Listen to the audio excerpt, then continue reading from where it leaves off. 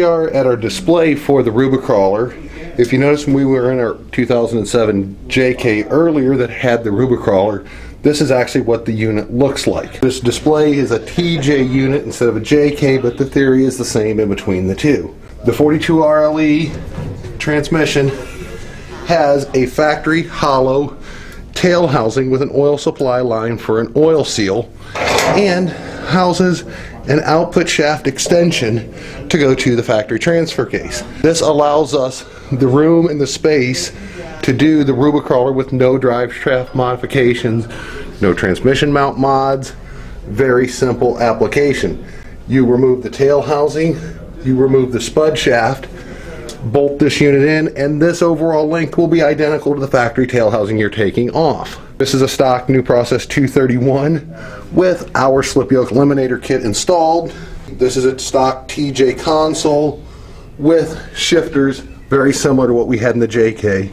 2-wheel drive, 4-wheel drive, neutral 4 low for the transfer case, then RubiCrawler low and high depending on orientation. You can see that the RubiCrawler will always be cable shifted with its own cable. The TJ linkage replaces all the factory bell crank problematic TJ shifter with a new cable shifter for the stock 231 transfer case. This leads us into our next line of products.